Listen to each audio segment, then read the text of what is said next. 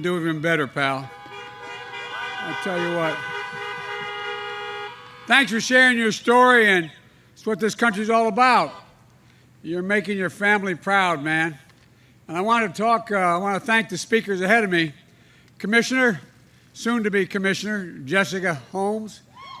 Where are you, Jessica? I know you're here somewhere. And also State Representative Yvonne Hawley, Lewis Hawley. She's here. Zach Hawkins. Folks, and a great coach, Coach Lawson.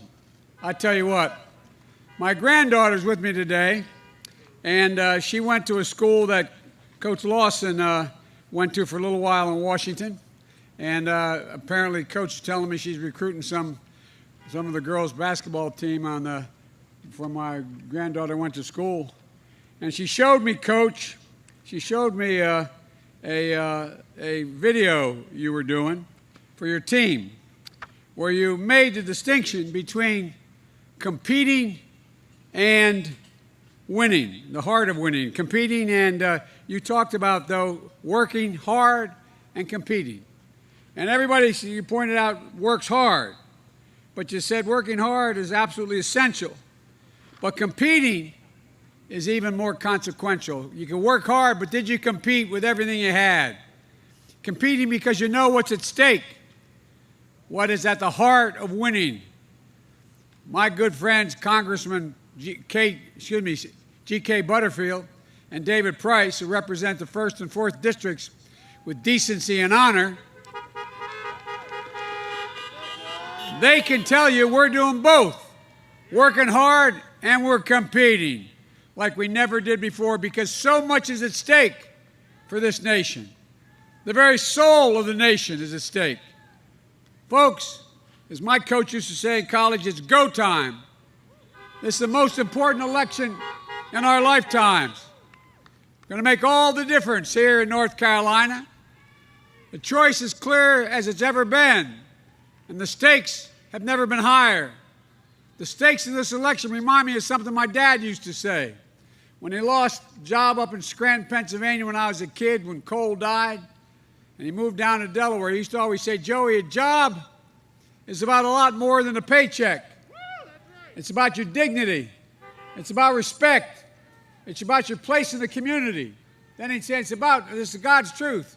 If I heard it once, I heard it 20 times. It's about being able to look your kid in the eye and say, honey, it's going to be okay. That's a lesson I've never forgotten. When I grew up surrounded by a lot of hard-working folks in Scranton, Pennsylvania, and Claymont, Delaware, where we moved. How many people today, though, think they can look their kid in the eye right now and say, it's going to be okay, and mean it? So many people are hurting. Over half the people in America say if they got a bill for $400 they didn't expect in 1 month, they wouldn't be able to pay it. They have to borrow the money or they have to sell something. Folks, unemployment times are hard. Unemployment's way up.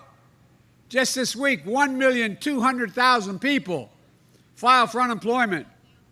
Folks are worried about making their next mortgage payment or rent payment, whether their health care will be ripped away in the middle of a pandemic, worried about sending their kids to school, worried about not sending their kids to school. They see folks at the top, they're doing better than ever, while they're left to wonder, who's looking out for me? Well, that's Donald Trump's presidency. More than 217,000 Americans dead because of COVID-19. Nearly 4,000 here in the state of North Carolina. On Friday, we saw the highest number of new cases in one day since July. In the last 2 days, worst day since July. Yet, the other night, Trump said in one of his rallies, we've turned the corner. And my grandfather would say, this guy's gone around the bend if he thinks we turned the corner. Turn the corner. Things are getting worse. He continues to lie to us about the circumstances. Experts say we're likely to lose as many as 200,000 additional lives nationwide between now and the end of the year. All because this president cares more about his Park Avenue perspective on the world the stock market than he does about you, because he refuses to follow the science. It's estimated that if we just wore masks, we'd save between now and the end of the year 100,000 lives. His own head of the CDC said that. And you know what?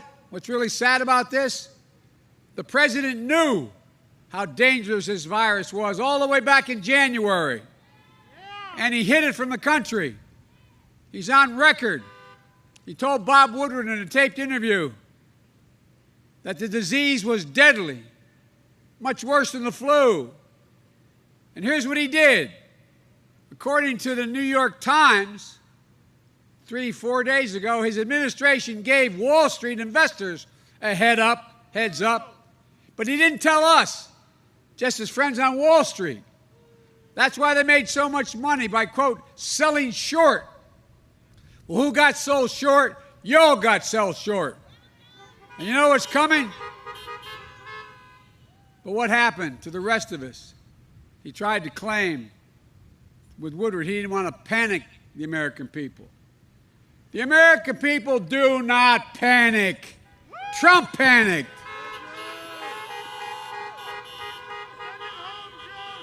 And his selfish behavior is no surprise. After all, this is the same man who looks at Americans who put their lives on the line for this nation, like so many tens of thousands here in North Carolina have done, like my son Bo did after a year in Iraq winning the Bronze Star Conspicuous Service Medal. He looks at me, he calls them suckers and losers. Who the hell does he think he's talking about? These are our heroes. They are the people of sacrifice. They are the backbone of this country. And now, as a consequence of all this overwhelming lying, negligence, and irresponsible action, has come to how many chairs were empty at the dining room table last night because of this negligence? Folks, we're so much better than this. Despite the crisis we face, we have enormous opportunity if we just build. We can build back better. We just got to stand up and take it back. Look, we can build an economy that gets everyone a fair return on their work, an equal chance to get ahead. For example, the communities of color here in North Carolina and across the country, the question is, how do we break that cycle where in good times you lag behind, and bad times you get hit the hardest and first, and in recovery you're the last to bounce back? Well, the answer is about justice, criminal justice, police reform. I know this nation is strong enough to do both honestly face systemic racism and provide safe streets for our families and small businesses that too often bear the brunt of looting and burning.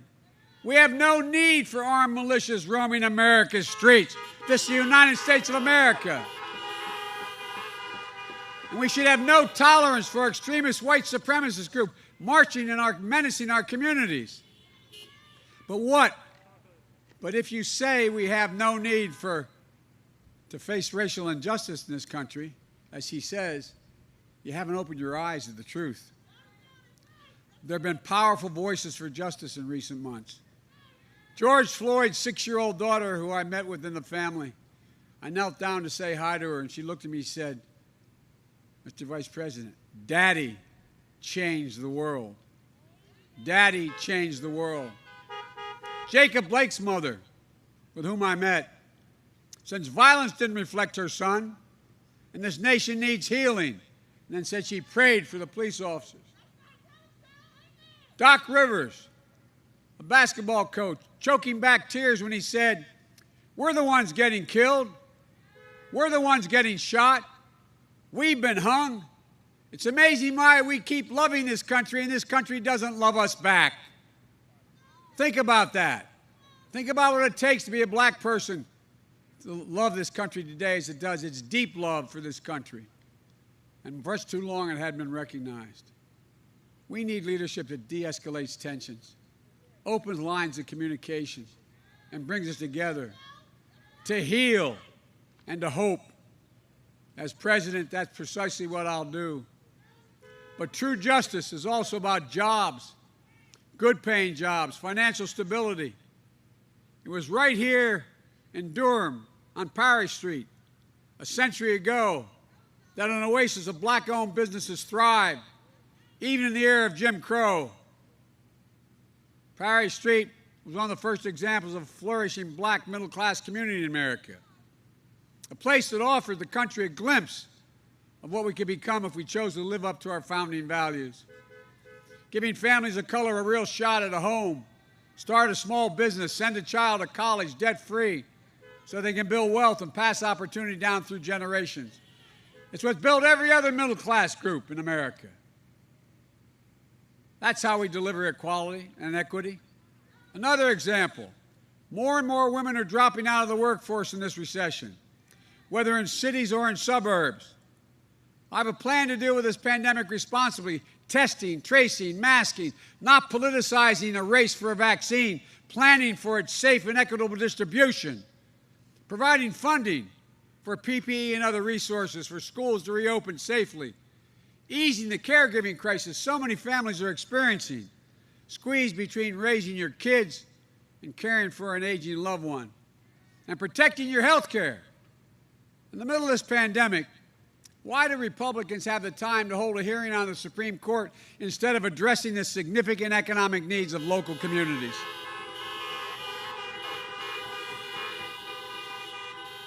I'll tell you why, for real. Not hyperbole, I'll tell you why. It's about wiping Obamacare off the books. That's what it's about. Because their nominee has said in the past the law should be struck down. If they get their way, 100 million Americans will lose their protections for pre-existing conditions.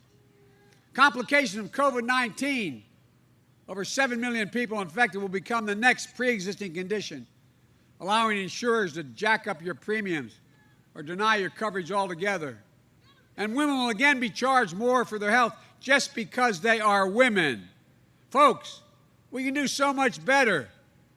I will build on the Affordable Care Act so you can keep your private insurance. You can choose a Medicare-like option. We're going to increase subsidies and lower your premiums and deductibles and out-of-pocket spending. Look, your governor's been working hard to expand Medicaid, but it's being blocked by Republican legislature. My plan will automatically enroll 357,000 uninsured North Carolinians in a public option for free, automatically. And it's going to make a life-changing difference for so many families. We can only do any of this if we come together as a country. We need to revive the spirit of bipartisanship in this country, a spirit of being able to work with one another. When I say that, and I said that from the moment I announced, I'm told that, well, maybe you used to be able to do that, Joe. That was your reputation in the Senate and Vice President, but things have changed. They don't work that way anymore. Well, I'm here to tell you they can and they will, and they must, if we're going to get anything done in America. Folks, I'm running as a proud Democrat, but I will govern as an American president. No red states, no blue states, just the United States. I promise you. I'll work as hard for those who don't support me as those who did. That's the job of a president, a duty to care for everyone in America. Folks, and you too have a sacred duty to vote, and it matters. North Carolina matters. And Senator Harris and I are asking you for your trust and support. We'll always have your back, I promise you. So please, please vote and help get out the vote. Go to iwillvote.com/NC. Early voting started on Thursday. We got to keep the incredible momentum going. We can't let up. You can vote early in person until the 31st, but don't wait. Go vote today, and don't just vote for me and Senator Harris. You've got a governor's race, a Senate race, a record number of black women on the ballot, Congress and Lieutenant Governor, Labor Commissioner in the courts. Folks, they're ready to deliver for North Carolina families. So vote. Vote. It's time. It really is time. When I announced my candidacy, I hadn't planned on running again, to be very blunt, and I've said it before. My son had just died, and I had no interest.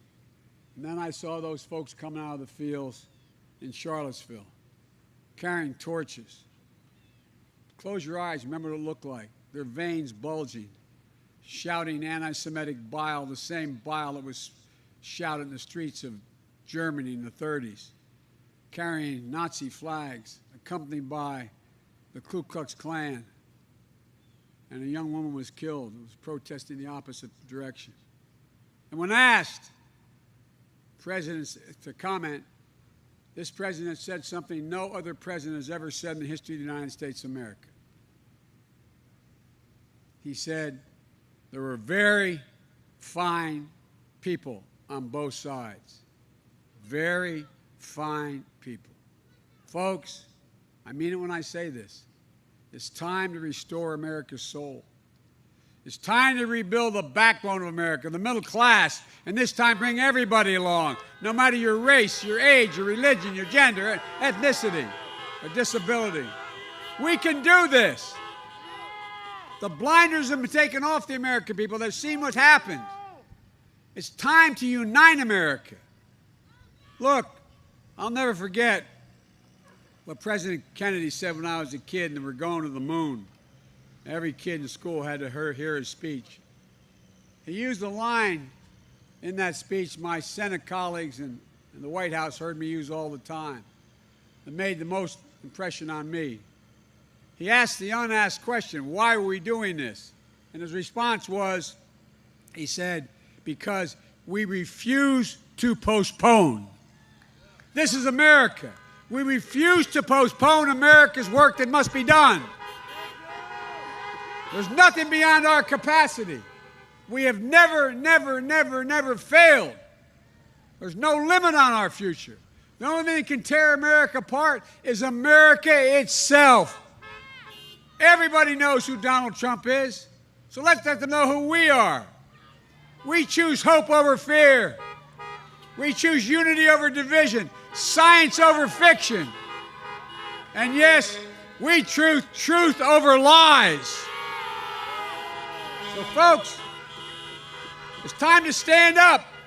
Stand up and take back our democracy. No more time left. God bless you all, and may God protect our troops. Thank you, thank you, thank you.